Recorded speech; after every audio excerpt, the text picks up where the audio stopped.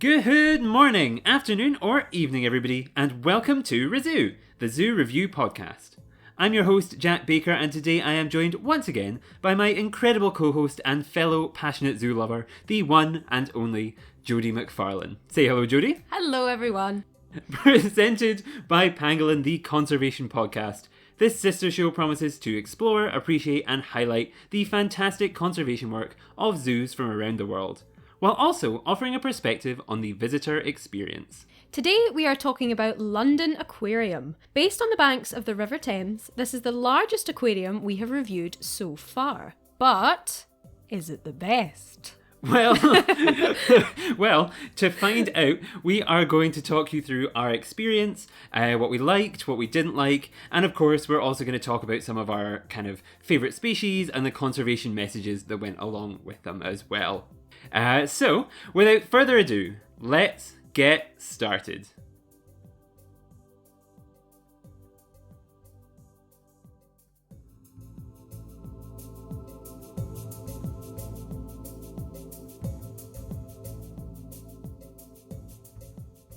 And welcome back to the show. Thank you once again, Jodi, for joining me for yet another wonderful ReZOO. Well, I say wonderful, we haven't even started yet. Another wonderful ReZOO. And to all of our listeners at home, I would just like to say, and this is going to sound very strange, but we'll contextualise it soon.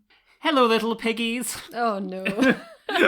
And that is because today we are ReZOOing the one and only London Aquarium, which, while we were there, of course was running a fabulous Peppa Pig event. So we were greeted by exactly the same thing. A massive sign that said, "Hello, little piggies." Oh, yeah, skin's crawling just remembering it. It wasn't perhaps the ideal entrance. Not exactly what you'd imagine, but it worked well. And so yes, today, before we get distracted by that, we're going to of course be talking about London Aquarium. We're going to be talking about what we liked, what we didn't like, same as always. But to start off, same as always, Jodi, had you ever been to London Aquarium before? Did you have any preconceived notions about it or what it would be? So I'd never been before. I'd only been to London itself once before. So I was very excited to go because, you know, I love an aquarium. Obviously, I have been to Sea Life aquariums before, and as this is part of the Sea Life chain, I perhaps had a bit of an idea of what it would be like because, as we've discussed before, Sea Life aquariums can quite often be fairly similar, or the theming can be similar, you know. But yes, kicking off with Hello Little Piggies, I mean, that was new. That was brand new for me. So, yeah, so I was excited to see what it held. And obviously, I knew it was going to be quite a big aquarium. So, yes, it's a very exciting start. And then, yes, Hello Little Piggies. Yes, I had been to London Aquarium once before. A few years ago, pre-pandemic, I'd gone down for a trip with my family, and while my mum and sister went shopping on Oxford Street, I was like, no, I'm not doing that. We're going, and dragged my dad around the aquarium, and I remember absolutely loving it at the time. It was fantastic. It was very busy when we went, so I kind of wanted to go a quieter period, which is why we decided, because we're insane, while we were on our holidays to London, to get up and book our tickets for 9:30 in the morning, which I think actually paid off, because a lot of the things we'll discuss later on, I think, will hint to the fact that if this was busy, it would be not the ideal experience for maybe animal lovers or people who are going to appreciate things that people who like to take their time going around things and appreciate everything for what they are. Yes. Wouldn't necessarily be best if it was really, really busy. So we went at 9:30, and we arrived bright and early. There wasn't really a queue outside. We pre-booked our tickets, as I think you have to do now. I can't remember. Obviously, this will change over time, but when we went, had to pre-book your tickets, kind of walked in, collected our guidebook, and immediately began our journey by, walking over a shark tank, which I think is a really interesting first kind of impression to get. You look down as you kind of walk through the entrance corridor, and below you is what you later discover to be their big shark tank, which I think is a pretty strong first impression. What did you think, Jodi? What was your first takeaway? Yeah, I agree. I really liked that. And it's the kind of thing you wouldn't really expect to be first. Like, you think that would be quite a big attraction a little bit further in. So yeah, a really cool thing. But in a way, that was kind of the problem, was that it was right at the start, because as cool as it was, we didn't really have time to stop and admire it and take pictures, you know, do the things that you'd want to do, because you've literally just walked through the door, so you've got the queue of people coming in behind you. So I absolutely loved this, and I wish I could have spent more time at it. I just wish it was somewhere else in the aquarium, so that you could actually stop and take your time. But yes, for what it was, I thought it was great. Really good feature. Yeah, I think so. And I kind of agree. It was one of those things that this first area is kind of, I think, designed to be very much a kind of entrance, kind of very much just a corridor in. Because you walk through there, you walk past a photo booth type area, you kind of go, you're then greeted by either stairs or elevators. You kind of go down then into the main body of the aquarium. So yeah, I think, as amazing as it is, it would be nice to have something similar elsewhere, I think, because you do kind of miss out on that a little bit just by its placement. But once you kind of go over that, yes, as I said, there's all these photo areas and things which we kind of bypassed, because I think they're very designed. Being in London, the sense as you go through is very much this is a tourist attraction above, I think in some places this is a tourist attraction above a conservation education place, is the vibe I get, which I don't think, I mean, I have conflicting feelings on, which we'll get to, I suppose, throughout. But this kind of, you get a feeling straight away they're trying to sell this as a tourist, as if more of a kind of like theme park than an aquarium is how it's kind of presents itself. But once you get down past all the photos and all that sort of stuff in the queuing area, you're walking to this first area, which is kind of filled with coastal species. So you've got this kind of big round tank where you first walk in. It's got red, kind of bright red cardinal fish and Mediterranean, I'm going to mispronounce this, anthias. So kind of these bright red fish. You've got things like anemones, snipefish, wolffish. There's kind of a themed bay area with sea bass, and that's kind of your first introduction to the aquarium. And yes, I don't know, Jodi, do you have thoughts on that first area? My thought on that first area is nothing to do with the animals, it's to do with the people. So as we know, aquariums are quite compact. And this aquarium, one thing actually we should mention about the sort of reception area is that they had a big pram park where you could leave your buggies, which is quite a nice feature. And I wish that more people had taken advantage of that, because as you're going through it, it's quite a tight space, and there were a lot of buggies kind of blocking the tanks, and you couldn't get into view, which is fine, you know, if there's a child sleeping in the buggy and that's why you couldn't leave the buggy. But when the kids running about riot, also getting in your way, and then there's an empty buggy that's been abandoned blocking the tank, that's a little bit annoying. And I think, as always happens, just because it's the first room, you get quite a lot of sort of bottlenecking going on, like everyone just stops. And so yes, I liked that room, but that was definitely one of the ones where if it had been even busier than it was when we went, I think that room would have been hell, because you just couldn't move. So yes, patience was needed in that room, I think. Yeah. I'm going to be slightly brutally honest. For I think my first time in a ReZOO history, I think everywhere else we've gone, and obviously you can't compare apples and oranges, aquariums and zoos, but in terms of like Fife Zoo, loved walking in and seeing the meerkats and porcupines first. Chester Zoo, loved walking in and seeing elephants first. St Andrew's Aquarium, loved walking in and kind of being greeted by these like Amazon tanks. This felt to me to be underwhelming. You've walked into the biggest aquarium in probably the UK, or what you would expect to be this big tourist attraction, and I felt perhaps slightly underwhelmed. And it wasn't bad by any means, it was the same as any other aquarium, but I guess that's the thing, is like you walk in, you've paid a significant chunk of money for this, which we'll cover at the end with ticket price, but you've paid a lot of money, and you walk in and it's very kind of, it doesn't feel special, it doesn't feel kind of London tailored. And I remember when I went previously, I think in my mind, I might be misremembering this, but those first kind of tanks were about the Thames and the animals you see in the Thames. Okay.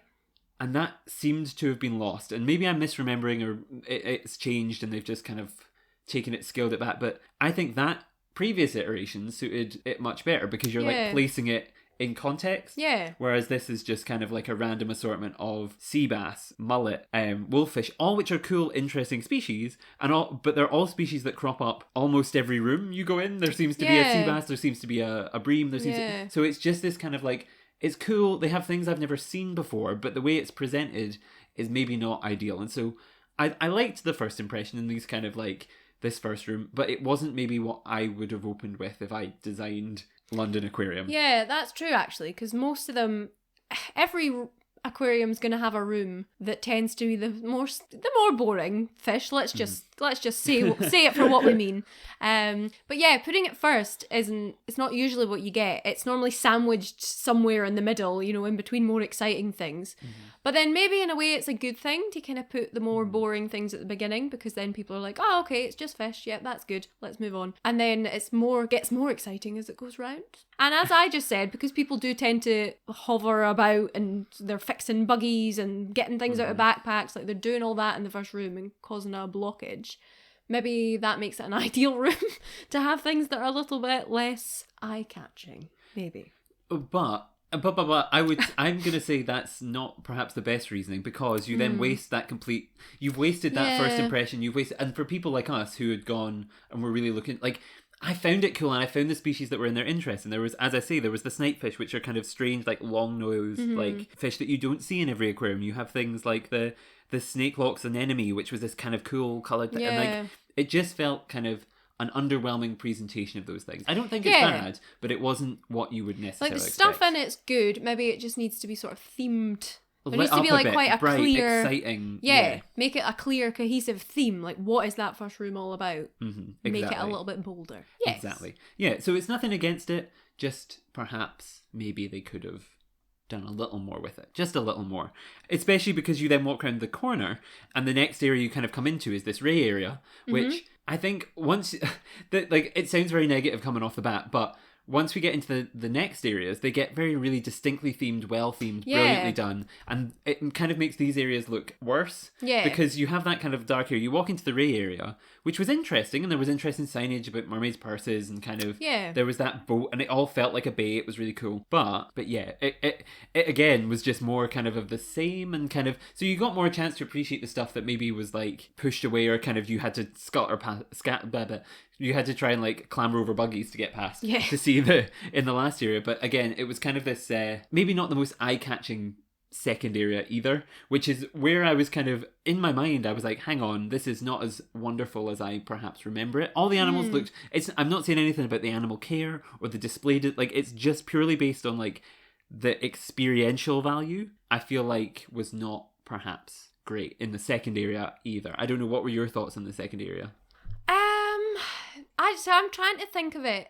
I feel like sometimes we're more biased because we're so used to aquariums, and maybe for your regular visitor, they would go in and a room full of like rays, that's exciting enough on its own, and it doesn't then need all of that extra like bells and whistles. I keep trying to make it positive, and you keep being like, no.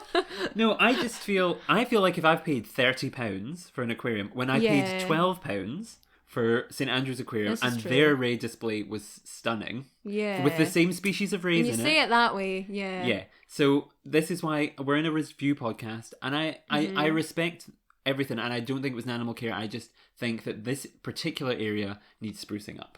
And I think we have to be critical at points, Jodi. And I think this is the first time I've ever been critical, and I'm putting my foot down on it, because we will get to the things I loved very soon, but these two areas in particular, I did not love. Okay. Well, you know what? Let's get them out of the way at the beginning, and then it's all uphill from here. So yes. Well, this is the thing. Because then you move on. So we've come past, just to give more information about the species that are in there, things like thornback rays and kind of, I think there was dogfish, mullet, kind of these small shark and ray species, which are kind of interesting, British kind of coastal sharks. So again, it kind of highlights these species, really interesting. And then you kind of, move on to the next area, which I think for me was the saving grace of this experience, because as soon as we walked into this room, I wanted to cry. I was like, this is fantastic, this is fabulous, and this is exactly what the last two rooms should have been, because it was this big, what I've written on a notes, a whale tank. There's this huge, what looks like some kind of whale skeleton, curves up and round, and within it is all of these tropical species. There was two massive sea turtles, there was rays in every shape, size, colour, spotties, like all of these things, all of these designs. There was triggerfish, there was kind of small sharks, there was snappers, there was squirrelfish, there was all these kind of fantastic, amazing tropical species, and I was like, this is what I came here for. There was educational signage that had like the life cycle of a turtle. There was all sorts of like really cool, fantastic, interesting, amazing stuff. And I was like, yes, you finally arrived. And so this is why like I was harsh on those last two areas, but when you then walk into this, you're like, yeah, that tank was stunning. It was so just mesmerizing. And I mean, we were there. That was the first bit where we were like, nah, sorry kids, we're pushing you out of the way. Yeah. Like we were there, and I honestly could have just stood there and just sat at that tank and watched it. It was beautiful. And what I liked about that as well is that obviously, because as we say, we were having to push kids out of the way, I liked that there was more opportunities to see that tank from different angles as you continued round the aquarium. So like you always got to sort of revisit it from a new perspective, and it was just stunning every time. Loved that tank. It was fantastic. It was like brilliant, beautiful, and yes, like the variety of species of like guitar shark. There was all these different species of rays that I just couldn't even process, that there were all over the place. And the sea turtles again, I think when I went to SEA LIFE Loch Lomond, I mentioned those were like some of my favourite things. Like seeing April the sea turtle there was fantastic, and I loved it. And so seeing them again here, kind of moving around, and they were huge, was just kind of spectacular, jaw-dropping. And yes, you're kind of, as Jodi just mentioned, as you move around the aquarium, you see these tanks from different angles. So you go through a little tunnel just to like appreciate them from that angle, and then as you move upstairs and through the experience, you can then get little peeks into them from other places in the aquarium, which is really cool. And I think what's great about this first area is because it's kind of, you come in at the base level, you come in and see the whale from the bottom. You then kind of get this, kind of view from the bottom up, which makes it seem even more grand. I think if you went in looking down on it, it wouldn't feel as grand and big. It would feel small. Whereas coming in and looking up is fantastic, because it was like floor to ceiling. You're looking up and it's just you feel so like majestic. A child. Yeah, yes, you feel really like, do. Yes. So Jodi, like. Yeah, did you have any more thoughts on this area? I mean, I've kind of talked about it for a very long time, but my thoughts? thought on that area is that because it's such a beautiful tank, it's a place that people want to kind of stop and take pictures. And as you went through the tunnel, you know, there was a little sort of indent bit that you wanted to stop and get photos, but it meant that it was creating a queue because people couldn't get past, or they wanted to stop and get photos. And I just wish that, because that is such a beautiful tank and you know that people are going to want to stop and have a photo opportunity there, I wish there was a way to sort of take that into account and make that a little bit easier without it sort of stopping the flow of traffic if you do and you feel like you're holding people up. So, but then, I mean, you can't rebuild the whole tank, so I don't really know what could be done about that. No, but it's just something to note. Yes. I do think, though, I think they did handle it well with, like, the, in terms of, like, they did have, I think the problem was more the people, because there was glass panels all the way along that you could look in. It was just everyone stopped at that first one. And one, yeah. So maybe it was more of a, like, human issue, and maybe during COVID when there was more staff around or whatever it is, they could be more directional, but obviously you're trying to have to limit human contact. So I suppose there is that little bit of like okay, like I think it's more the guest's error, because I know certainly I was guilty of seeing that first one and being like, oh, look at this. So but then you keep moving along the glass, you go through the tunnel and you kind of, get all the photos and things. And then you come into the next area, which is kind of, you're first greeted to the left by these small pufferfish tanks. And then you come into the second large kind of main tank, as we're called. Like, I'd say the two main tanks are this kind of tropical one. And then the second one, which is the shark tank. So you come into to the shark tank viewing, where you see things like the sand tiger sharks, there's black-tipped reef sharks, there's guitar sharks, there's, I think it's a nurse shark. There's all these different species of sharks in there, which I think was really cool, really interesting. And another great thing where you kind of come in and you're stood at the bottom and you look up, and instead of whales in this one, they have kind of giant Easter Island statue kind of heads, which I think is a fantastic kind of, whoa, again, you feel small, you feel childlike, you want to get a picture, like all these things. Jodi, thoughts? I didn't really have thoughts to add about that one. It was just another one that was really good because, like, as you say, it was huge. So if you're standing down, you do have that kind of childlike wonder that comes over you. And I liked with this and with the previous tank that they did have that sort of theming inside it, like with the statue or the model, or, you know, just like that they've got theming not only around the tanks but inside them too. So I thought that was a nice touch. Yes.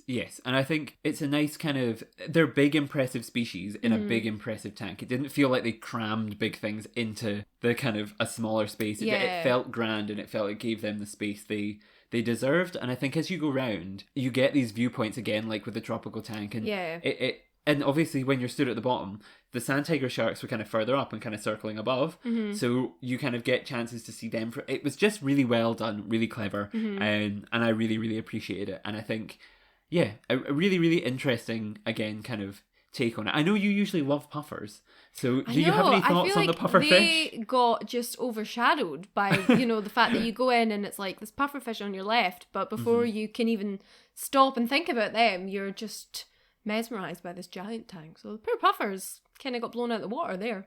Yeah, that was a shame. Yeah, I suppose they are just kind of like shoved there, which is not like a bad thing, but it does seem like a very random spot for them. I mean, I usually like having little tanks next to big tanks, but these ones I think you're just, because the flow of the aquarium in this kind of one-way route is, you're kind of pushed past, so you don't necessarily get a chance to stop and appreciate them in all of their usual glory. What you do get a chance to appreciate, though, is Coral Kingdom, which I think is fantastic. And you walk into this area, it's the next kind of zone you come into, and at first you're greeted by a kind of mangrove type tank, so you have the archerfish. Then you go round the corner, it's this huge clownfish, and more clownfish than I've ever seen in my entire life, an anemone type tank. And then you have the biggest coral reef tank I think I've ever seen in my life as well. And it's just like, these are fantastic. These are exactly the types of things like that will inspire children and want them to want that make them want to protect the ocean and kind of inspire action. And I think fantastic, beautiful. Like the lighting was so bright, it kind of filled you with joy. It kind of just fantastic. And I think it links well to their conservation work, because obviously they do kind of in situ conservation work with kind of coral reef restoration in, I believe it's Florida. Learned that in the guidebook. So yes, there's kind of all of this stuff going on as well. So it's kind of this perfectly bright, beautiful area with regal tangs and angelfish, I think, and all sorts of other little coral reef species. Just fantastic and beautiful. And yeah, Jodi, thoughts on this kind of huge, it's a huge area, then, like, sum it up. It's just impressive. Like these tanks span the whole length of the wall, and you get to the end of the wall and you think it's done, but no, somehow this tank just bends and like continues around the corner. And it meant that if everybody was sort of bunched taking photos at one end, you could just keep going and you would always find a patch where there was nobody standing watching, and it was just, and I feel like people don't always appreciate how difficult it is to keep corals alive. So like a tank on that scale, just incredible.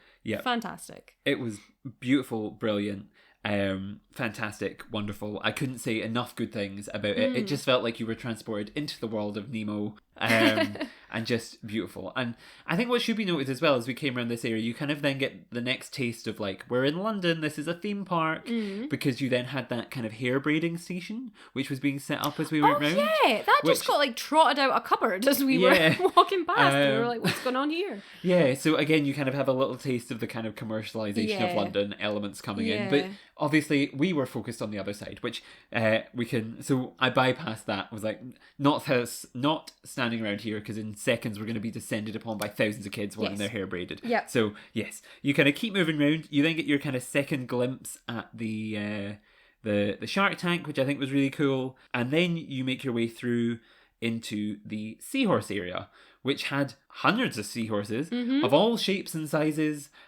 Bright yellow, you had big-bellied seahorses, the classics, which we love so much, which I just think are fantastic. I think, and what I liked was they had kind of fun facts that didn't just kind of compare the seahorses to other seahorse species or whatever. I think there was fun stuff for the kids that was like telling, it's the slowest animal in the aquarium, and then further on you came on to, I can't remember what it was, there was something you came on to that was like, this is the fastest animal, and so there was these little signs that kind of engaged every age group. It had the sciencey stuff, but also the kind of very base level, look at this is fun, it's slow. And then also in this area there were razorfish, which are kind of the blades. They kind of have these long stripes, kind of strange looking things, and an octopus as well.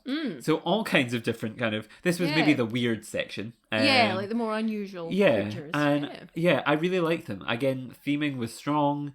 It was kind of, it felt interesting, inspiring. Seahorses, I think, are a great one and a great demonstrator of kind of all sorts of different weird stuff that goes on under the sea, with kind of the males looking after the babies. You have the kind of seahorse waltz where they wrap their tails together and move around together because they pair up. So many great examples there. And I don't know, thoughts on seahorses / other weird things. Was that the bit that had a lot of the sort of bubble tanks? You know, like the bit you put your head in? You could stick your head in. Yeah, and I thought that was a good part of the aquarium to have those bubbles in. Yes. Because obviously they are the kind of weirder animals and they can be a little bit trickier to see, things like the octopus, so it's quite handy being able to look at different vantage points, you know. But yes, as we know, I do love some seahorses. I don't think I have anything new to add that I haven't raved about in previous aquarium recordings. But yeah, no, I think it was a nice little segue as well of some smaller tanks before, you know, because you'd come from the big coral reef section, a few sort of smaller individual ones before moving on to the next like big hitter, you know. Yes and I suppose it was smaller and it was a nice break in the kind of theming, I suppose, of bright corals. You then went into this kind of calming darkness. Yes, it was a very calming bit. Yes, until you were then launched right back into the rainforest area, which was full on theming. There was a TV screen of an adventurer telling us we were going to explore. There was poison dart frogs, there was tarantulas, which I really appreciate some variety, because I think I've probably mentioned it before on the podcast, but that time that we were working at an aquarium and someone came up and went, "I'm just sick of looking at fish." I think it's nice sometimes to have this variation of like, well, if you're sick of looking at fish and underwater things, you have frogs and spiders and leafcutter ants, which are all kind of bizarre rainforesty creatures. They all fit with the theme. They're not so far removed that you wouldn't expect to see them, but they kind of build on this world that they're creating. And I think this, of all the areas, I think did a really good job of kind of world building of this kind of, you walked in, you had this adventurer screen, as I said, these kind of weird species and like these little kind of base camp style, like, ooh, look at these tight tanks. And then you went round and kind of into the jungly thing. There was, and we'll talk about as we go through, but there was areas that had kind of like rainforest, like thunder and lightningy noises, all sorts of stuff. And this kind of really excelled in the kind of amazingness of theming. And again, the kind of theme park type vibe. And I've talked about it before. I just love a good theme. I really love when someone like goes in and like really makes it special, wonderful, unique. And this area really captured that, especially with this first impression of the little base camp area. I don't know, what was your impressions of this kind of first base camp area? Just that, I mean, as you said there, I love a good bit of theming as well. And I just thought the themes in this area, like, it was all so strong.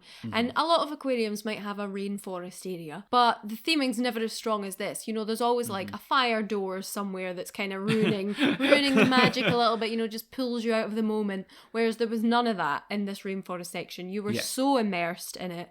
Everything was covered up. It was all part of it. You know, it had all been woven together. And it was great. It's just like such good escapism. And I thought it was a really well done section overall. Yeah.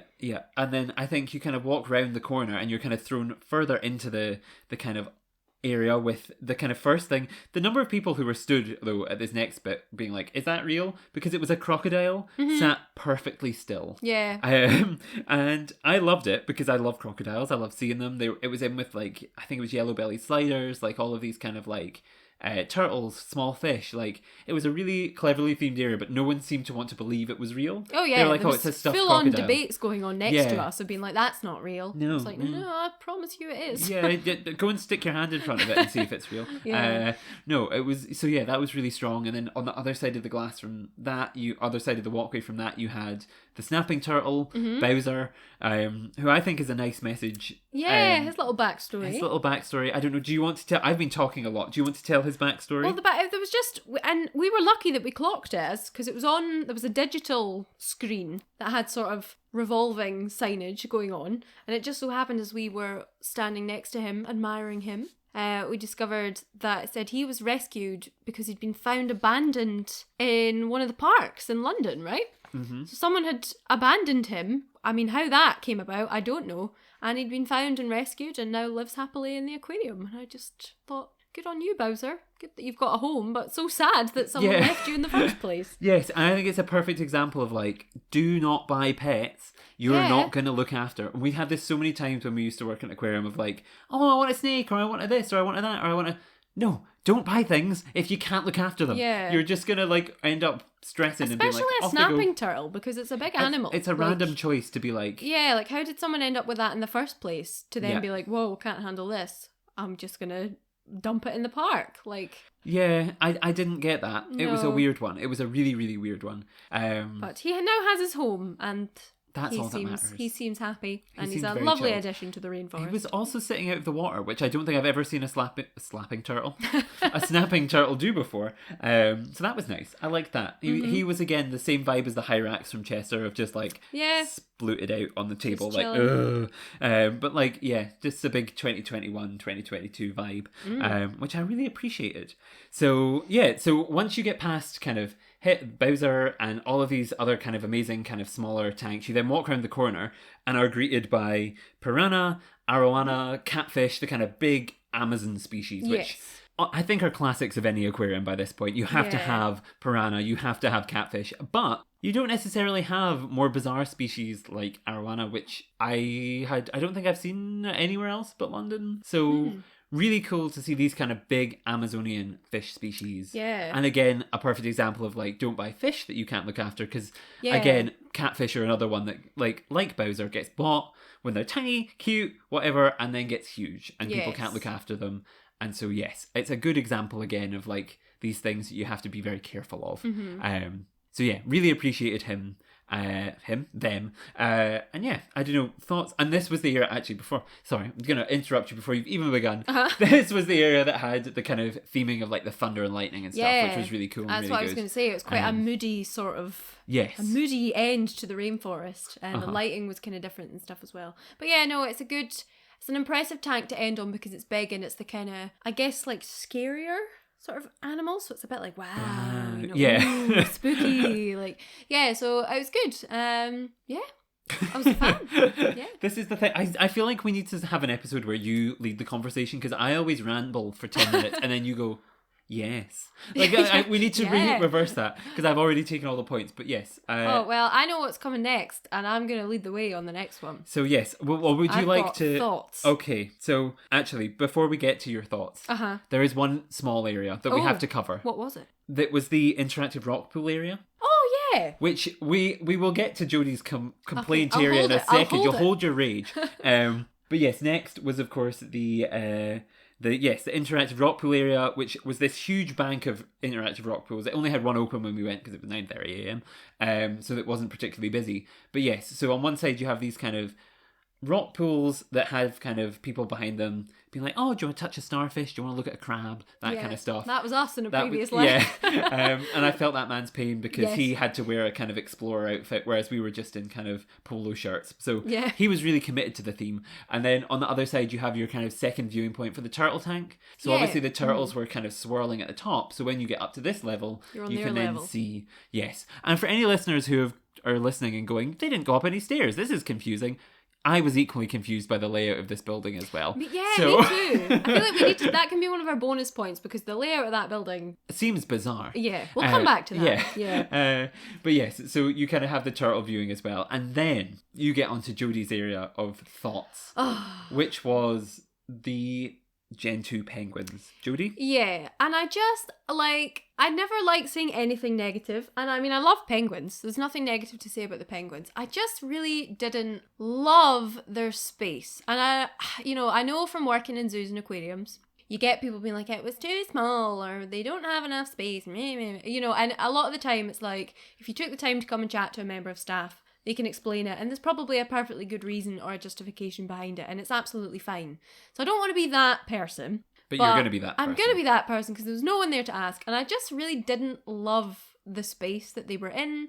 I don't know if they had access to like another, off-show bit round the back, or an outdoor area perhaps that we couldn't see. But what you could see was you walked into this room, and it was just like penguins in a big sort of room, and obviously box. it had the glass box that we could look at, and I don't know, there's just something about birds being in a box, you know what I mean, like it just doesn't quite sit right. And I know they don't fly and they're just swimming about, and to be fair, it was quite a long box that they were in. Like there was a bit over here that they were chilling at, and there was sort of ice forming, and it was quite a cold room as well, so that kind of immersed you in the theme. It was all very bright and white, and it cold. Felt like you were walking into an iceberg, which the theming was fantastic. So the theme was good, and the signage was good because it had signage about the armbands, didn't it? Yeah, so to like identify who was who, because they all wear different armbands. Yeah. For listeners, like in zoos and aquariums and things, often animals are tracked by having like little armbands they wear.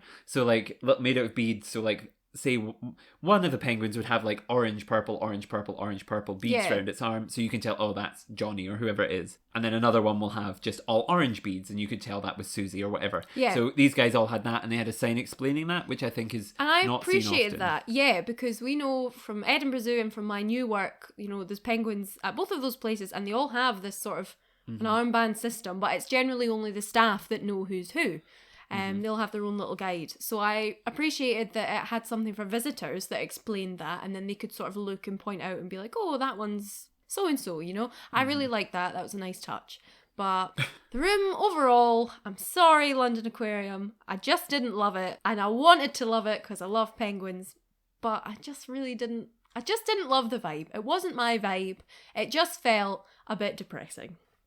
Yes, and it's one of those things that is how far can you project human emotion and human feelings onto these, and I'm sure they're perfectly well cared for. I'm sure that it's wonderful. They wouldn't be in there if it wasn't okay for them. I know that, but just for us to look at it, I don't know. I just didn't love the vibe. That. Didn't love the vibe. Yeah, that's fair. I think it was. Sorry to be that person. You're really being that person. Yeah, you're really, and I mean I was that person at the start, so we each have to have our moment in this one.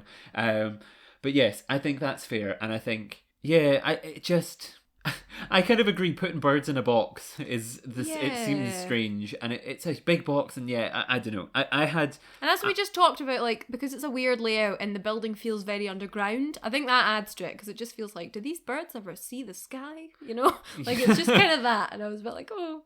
Yes. Yeah. So I feel like and I guess that's an important thing about zoos, and we're here to review the whole visitor experience. And if the visitor experience made you uncomfortable, then it is like even if it is perfectly acceptable and whatever it is, you still have to mention it because it's part of the experience and it affects your perception. And someone who doesn't know zoos and aquariums as well as we do, who would be able to sort of go, oh, but I'm sure it's fine and there'll be this and that, and you know, who knows some of the logistics behind it. Yeah, they're not going to have that perspective, so they might just look at it and go, oh, I don't like that. Yeah, because they will meet all the BIAZA regulations and all these things. Because basically, listeners, this is the first time we've ever talked about this. So for any listeners who aren't zoo nerds, the BIAZA is the British and Irish Association of Zoos and Aquariums. Yep.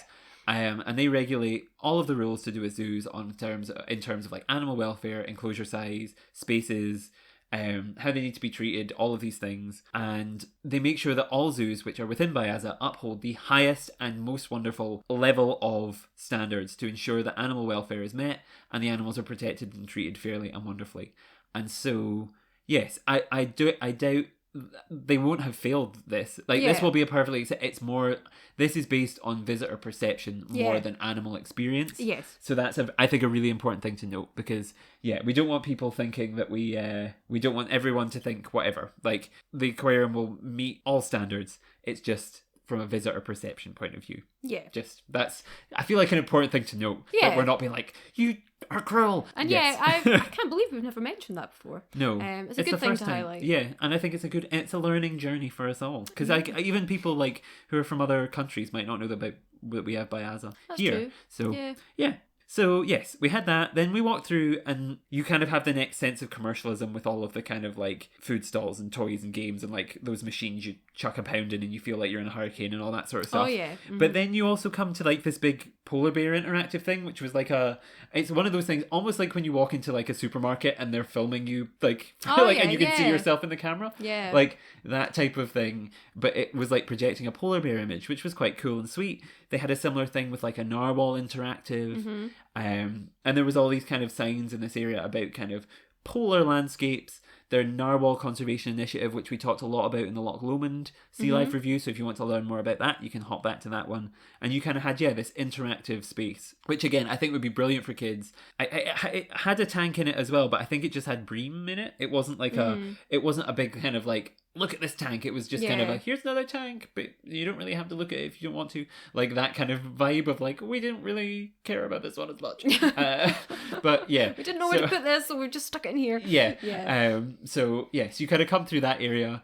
I think the kids were loving the polar bear interactive. I was loving the polar bear interactive. I could have stood and watched it 100 times because I thought it was very funny of like seeing this polar bear run around as if I was in the room with it. So yeah, that was fun. And then yes, you come through that. You finish that kind of area of the iciness, and the conservation messages of their kind of work about that. And you're greeted by Jodi's favourite animated piggy. Hello Little Piggies. It was Peppa Pig because they were running a Peppa Pig themed event. Anyone who doesn't know who Peppa Pig is, it's a small... Lucky you! It's a small animated pig that kids love for some reason. And they were running an event where you could come and meet Peppa. Yeah. Okay, I feel like before we go any further, I just need to explain this hatred of Peppa, because the reason that I was so annoyed is because I had been to another aquarium. I think it was when I was in, would it have been Paris? I think it was when I went to Paris in the aquarium there, and there was a Peppa Pig event going on in Paris when I visited the Paris Aquarium, and it really kind of ruined the experience because it wasn't just sort of shut off in a side room somewhere, you know, like a little bonus thing going on. It was like filtered all the way through the aquarium. There was signs up that would have normally, screens that would have normally been used to display information about the animals, that instead was just advertising Peppa Pig. Yeah. You know, and it just really, and then you found Peppa and she was just like plonked in the middle of the aquarium, and it just really felt like, okay, this is really fun for kids, especially during the school holidays and stuff, and it adds a whole extra layer. But for adults and, you know, people who love animals and are here to see the aquarium, it's taking away from the aquarium experience to chuck it all on Peppa.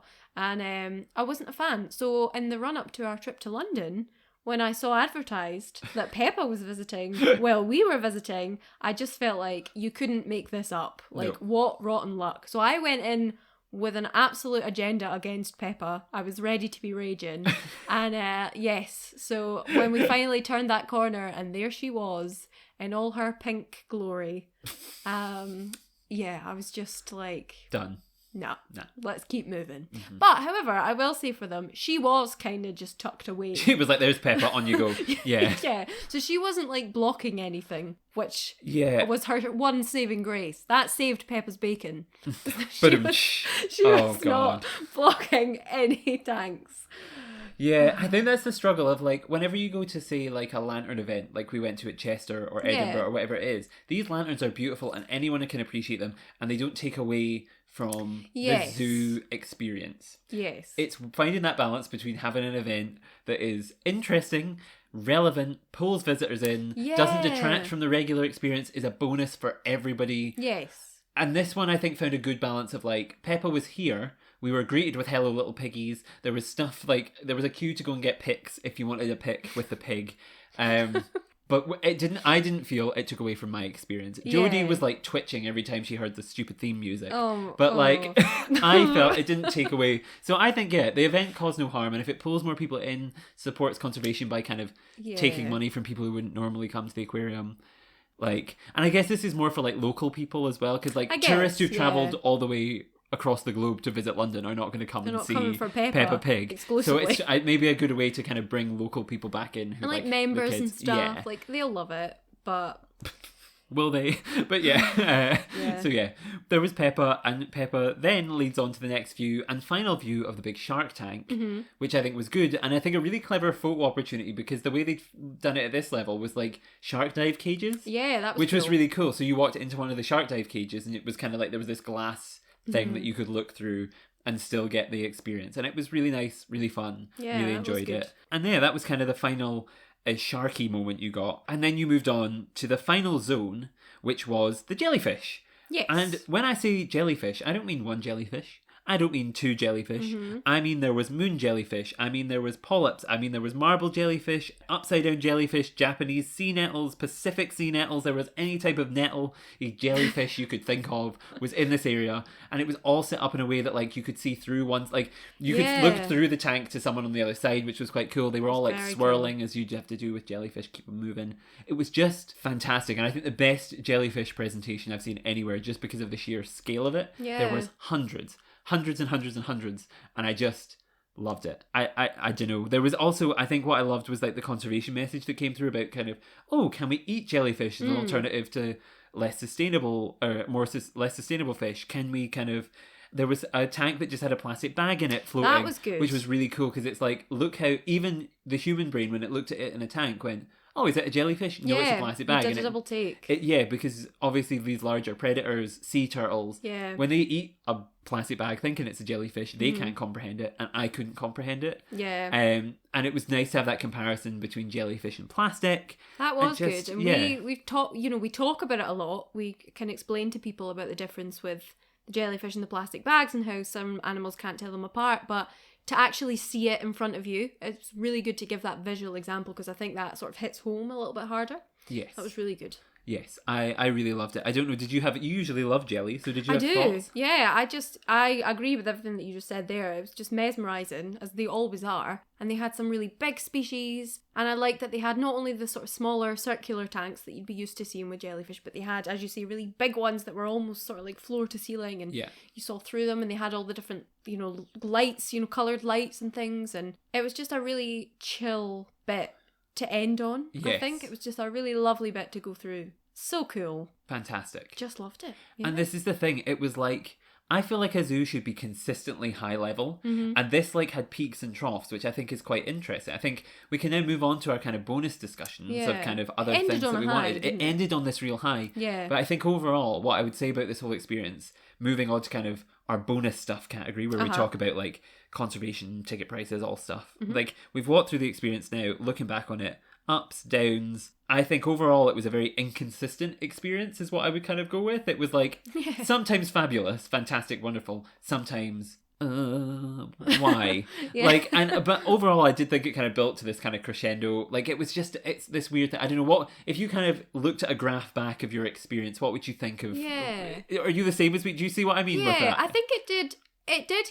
The overall trend, I think, is that it was better towards the end. Yeah. Than how it started off. Perhaps it was a slower start, shall we say. But yeah, it wasn't a sort of consistent graph of going up the way. It was a bit of a a few wobbles in the middle. It did end higher than it had started, so I suppose that's the main thing. But yeah, there was a few sort of random wobbly bits in the middle. Yes.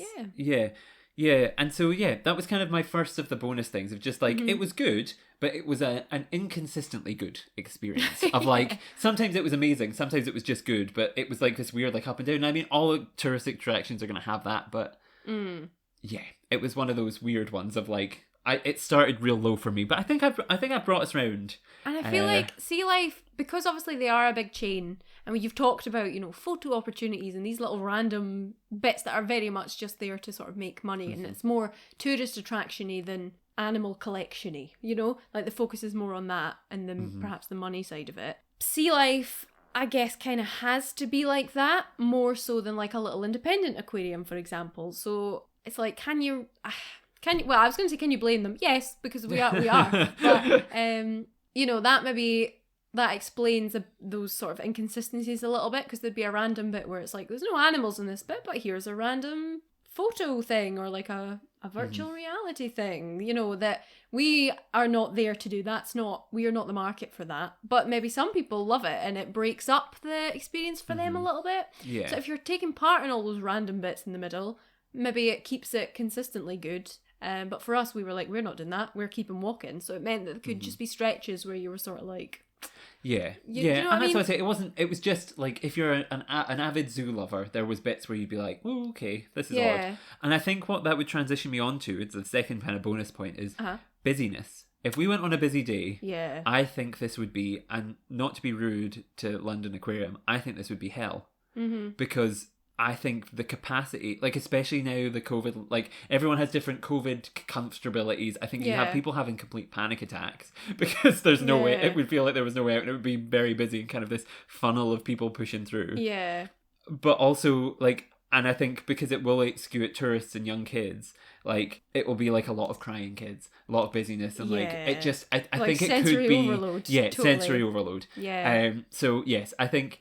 In terms of the experience, in terms of busyness, if you're a zoo person who wants to stop and take pictures of animals, I'd go early. Go when we went, because even then it was starting to get a bit busy. Or go later in the day. Because when we went, you get a lot of the families with really young kids who are up first thing. So there was a bit of that. So after we beat the buggy rush, then it kind of got a little bit better. But maybe midweek, or if you can go later in the day once it's chilling out, then you can really take your time. Yes. And I think they run adults only events and evenings and stuff as well. well. So maybe that would have been more suited to our needs Yeah. in terms of what we wanted to do and experience. So Definitely. yeah, like I wouldn't say it would be like, I think it's just being aware of that. That's Yes. the important thing. And Yeah. it's not necessarily because all tourist attractions are going to be busy, especially in London, but it's Yeah. just something to be aware of, that it could be very busy. Yes. And yeah, I guess the next thing on my bonus list is conservation. We've touched on it briefly, but I think it is important to highlight again that the Sea Life Trust, while we've been critical of maybe this one aquarium, the Sea Life Trust, it does do fantastic work around the world in terms of supporting marine protected area creation, coral reef restoration. They help with kind of turtles in Peru and Greece. They have their kind of narwhal, what's the whale? The white whales. They're the one that's in Finding Dory. Yes. Is it a narwhal? No. What's their actual name? I know the one you mean, and he's got the little like. I'm gonna have to. echolocation Oh, I've got the thing. guidebook. It's gonna be in the guidebook. If you can hear the flicking, listeners, please be in the guidebook. Please be in the guidebook. Oh, Is it in the great? it's not in the guidebook. That seems a strange choice. I know what you mean, but we can't say to the listeners, like, the reference point is the one that's in Finding Dory. Yeah, I'm going to Google it because that's going to Good to be annoy me. able to Listeners, you're tell getting a live experience right now. Sea Life Sanctuary for... Is it beluga whales? Oh, it might be. Is it beluga whales? Beluga. Sea Life Beluga Whale Sanctuary. Yes. Beluga whales. There we go. There we go. What a journey for us all, It's listeners. more official there you go. than Finding Dory. But yeah, so they do fantastic conservation work around the world, and so all of your ticket prices support that work. And I think that's what I kept in the back of my mind. And so while I'm being critical, I do think that they stand upon a very strong platform of conservation. And I would not try and knock them from that platform. And I would not discourage you from going and supporting them. I would just say that, like, there's certain areas which, yeah, could do with a sprucing up or a change. And so it's nothing against them or their conservation initiatives. And as I said, Loch Lomond Aquarium, fabulous, fantastic. Sea life aquariums in general, extremely high quality, and their conservation work should be applauded. So yeah, that's my bonus thing. Really love kind of knowing that your ticket price supports that work. Thoughts? Yeah. I don't know that I really have much to add to that, to be honest. Fair. Okay. But what I feel like you may have comment on. Ticket price. Yes. Now this is so tricky because it's London. So So the adult tickets I think were about £30. My thought with this, right, is that London Zoo tickets are about the same price. And London Zoo was a full day experience. Yeah. And we've always said in our ReZoos that aquarium tickets are usually more expensive. And they are, and that's because it's this. It's tricky. Like, it's warring with like my head and my heart because, yes, as we always say, we're always advocates for the fact that aquariums are smaller. There's a lot of work that goes on behind the scenes, so it might be comparable to a zoo ticket in price, but it isn't comparable to a zoo day out, and you just have to expect that. And normally I'm okay with that, but I just feel like, especially because it's a chain, I've been to many other sea life aquariums that are a lot cheaper than this, and obviously. Yeah, and like, I know that obviously the price is this price. It's so high because it's London and it has to be, you know, competitive with other attractions in London. You're paying London prices, right? That's why it's so much more expensive than perhaps what we'd be used to up in Scotland or like if you went somewhere else in the UK.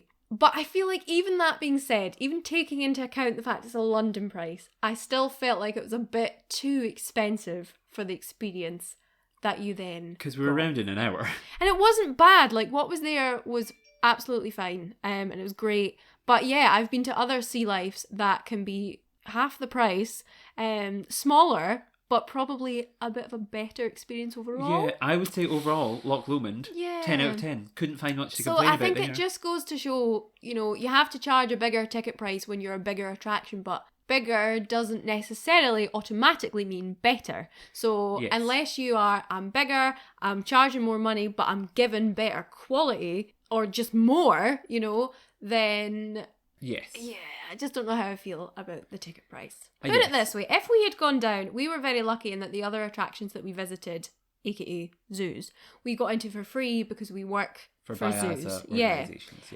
So this was the only attraction that we had to pay the full ticket price for. But if you were like a family or, you know, just friends or a couple or whatever going down and you were paying for like 3 attractions in a weekend, you would have spent a lot of money by the end of the weekend, and I feel like the one I might have resented paying that much for would have perhaps been this one. Although I do think it's important to highlight that if you are going down for a weekend, you can buy tickets for this in combination with tickets for the London Dungeon, London Eye, and I think Madame Tussauds. Oh, Shrek! Let's not forget Shrek. So there's all of these other things. Yeah, so you can get a slightly cheaper deal. Yeah, so it is pricey, but they might have just been too pricey for us because we only went to one. I don't know. Thoughts, feelings, emotions kind of mixed on ticket price. Yeah, and I can't work out where I sit on it.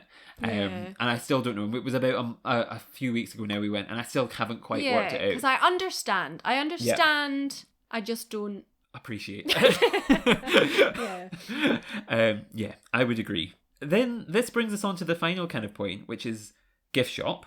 And I was in and out of that gift shop so quickly because there were so many kids in it, and we're kind of still coming out of pandemic and no one was masked, and I was kind of having a bit of a freak out. So I didn't really appreciate much of what was in there, but I'm sure it was lovely for... I mean, I had a bit of a look. It was just nothing really to say. Like, it was just your standard aquarium shop, and, you know, a lot of the Sea Life sell the same sort of branded things. Yeah. It was fine. Generally more aimed at children, I would say, than adults, but that's kind of to be expected. Speaking of... So in front of me, yes, I hold the guidebooks for Sea Life Loch Lomond and Sea Life London. If I covered the logos for those, could you tell the difference? No. Having flicked through them, they're exactly the same. Yeah. And I think that would be it's not a criticism really of the gift shop, but what I would like to see is a personalised guidebook for Sea Life. And it was a critique I had at Sea Life Loch Lomond, and it's a criticism I'm going to give now. There's no map.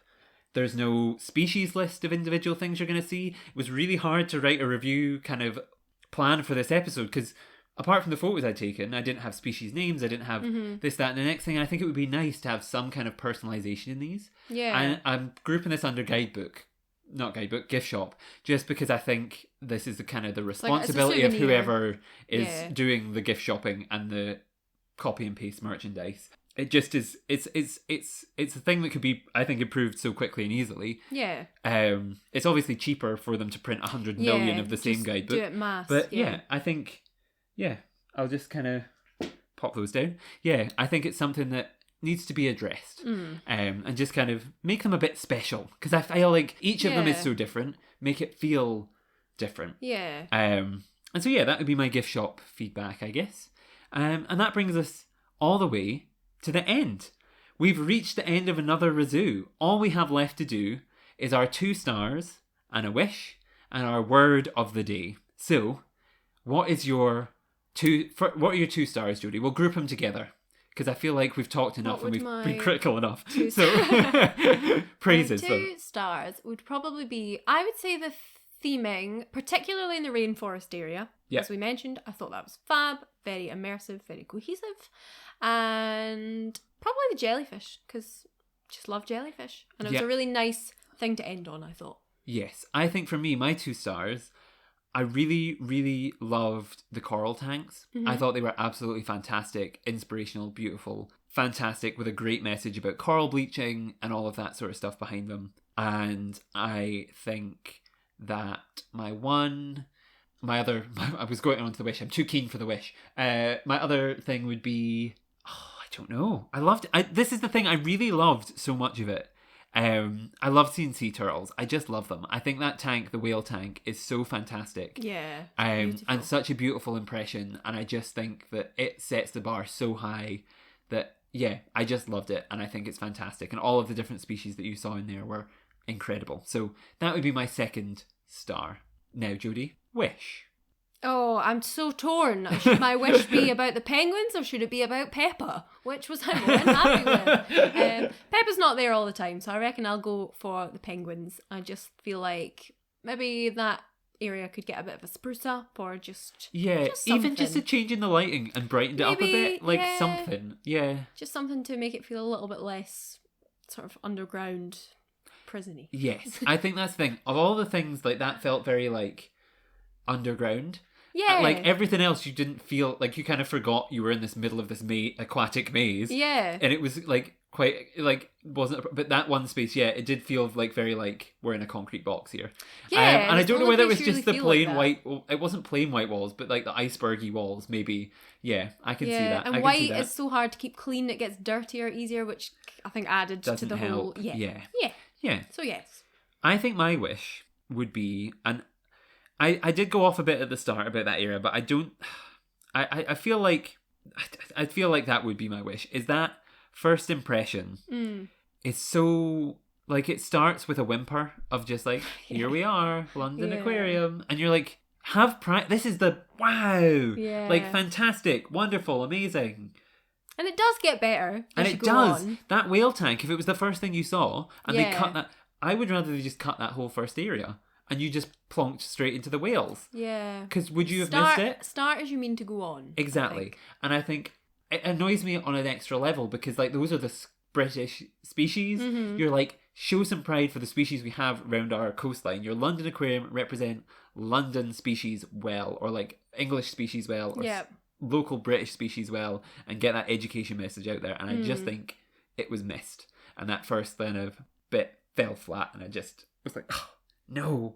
But then it picked right back up again. And as I'm sure you've been on a roller coaster with me throughout the episode, listeners, I'm very sorry if you've not enjoyed it, but that was my vibe for that first one. Was like, oh. Now, we've talked about the good, we've talked about the bad, we've talked about whatever, but we need to settle somewhere on a word of the review. And usually we come to some kind of agreement quite easily, but I feel like this is a really hard one to do. I always try and be quite creative with my word. And I feel like what I'm leaning towards for this word, stay with me on this, would be iceberg. Because, you know, like with an iceberg, you only see the tip of the iceberg up above, and then there's more underneath. And I feel like what we are seeing with London Aquarium is only the tip of the iceberg, and it could be so much more. There's so much more potential underneath that maybe they could sort of tap into. Is this just because you didn't like the penguins again? You're being really biased towards the penguins and the ice. I don't know. And then also, I guess, I mean, like, then because some of the iceberg is like under the water. This is quite ethereal. Like, underground. Yeah, I mean, I don't. I would have accepted like good. Like I would have like. Oh no! I was giving you a whole like speech, a moment. Yeah. Iceberg. I kind of get that. I do. I see it. I see the theming, and I mean, I can't think of anything else. Feel like iceberg. Feel like. And I get the kind of, it has this kind of one level which you see and appreciate. And there is all this other stuff going on that we can appreciate as people who know zoos and all these things. And like, maybe it's different icebergs for different people. Our iceberg, everyone gets the same tip. But it's how far deep do you go? This is awful. This is awful. How deep do you go into the iceberg? Do you have the iceberg that is educational, conservation-y people? Do you have the iceberg tip that's like hidden away for kids? And everyone will get a different iceberg experience because you'll all see the same tip, but you'll all have different bits hidden beneath the waves. And I feel like we have to throw in something there. You're going on about icebergs, and all I'm thinking of is the Titanic and how we're going to crash into That's not the point of this. No. I don't know. Listeners, there you go. There's the word. The word is iceberg, and you make of that what you will. Okay? We're all taking our own message away from this today, clearly. Yep. Oh. Well, on that strange and bizarre note, that brings us to the end of yet another ReZOO. I'm now the people on the Titanic playing the violin as it starts to go down and wind down. Yes. So thank you all so much for listening, listeners, even to our random ramblings. Thank you so much, Jodi, once again for joining me. This is, of course, the first of our many London episodes of ReZOO. So coming up soon, we'll have episodes dedicated to London Zoo and Whipsnade Zoo. So make sure to subscribe to the podcast on whatever your streaming platform is so you don't miss out on that. You can also make sure and follow us on social media. We're at Pangolin Podcast on Twitter, Instagram, Facebook, LinkedIn, all over the place. Wherever you follow things or like things, go and find us there. We would very much appreciate it. I'd love to hear if you've been to London Zoo, what your thoughts were. Not London Zoo, London Aquarium, what your thoughts were. Next week you can tell me about your thoughts of London Zoo. And so yes, I suppose that kind of brings us to the end. And so yes, sorry for the rambling here, listeners. But until next time, thank you so much for listening. Goodbye. Bye.